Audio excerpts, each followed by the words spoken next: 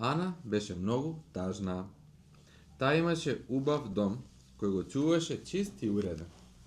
А имаше и добар, силен маж, но Ана немаше бебе. Затоа Ана беше тажна. Секоја година Ана и незиниот маж одеа на едно посебно место за да се молат. Тие одеа во еден голем шатор што го нарекуваа скинија. Целиот Божи народ одеше таму за да го обожава Бог. Дојде време тие повторно да одат на тоа посебно место. А скинија биле еден голем шатор, пошто тогаш немале се уште храм. Тогаш Ана требаше да направи важен избор. Можеше да оди и да го моли Бог. Можеше да му каже на Бог како се чувствува. Можеше да му верува на Бог дека ќе ја слушне и дека ќе одговори на незините молитви. Или можеше да остане дома и да продолжи да биде тажна. Таа го молеше Бог за бебе многу долго, а се уште немаше бебе. Можеби Бог не ги слушаше незините молитви. Што направи Ана? Таа појде со својот маж на тоа посебно место за обожавање.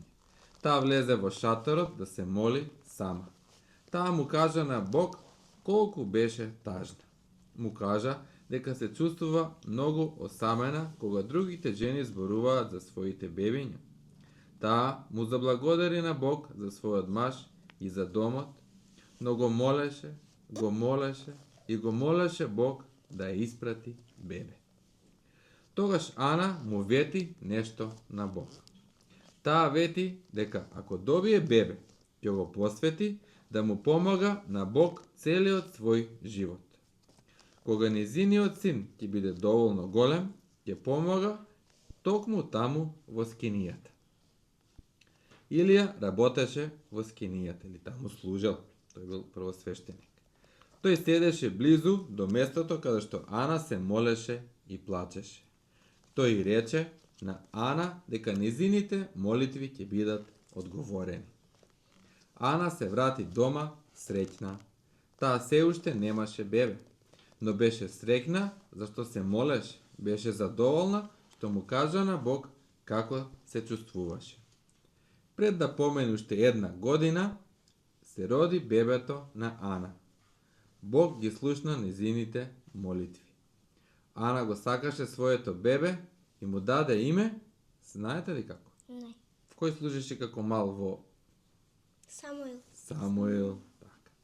Таа му ги бакнуваше прстињата на рацете и на нозете и го нишкаше. Таа го бањаше и го хранеше. Еден ден Самуил беше доволно голем за да помага во скинијата. Така Ана и незиниот маж го однесоа кај Илија.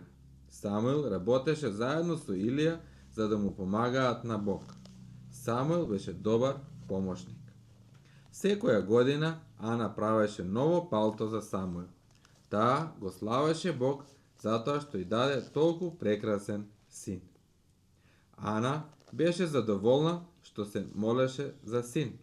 Бог беше задоволен што Ана веруваше дека Бог ќе одговори на незините молитви. Тој добро се грижеше за малиот Самуил. Момчето растеше и му помагаше на Бог целиот свој живот. Токму како што вети Ана.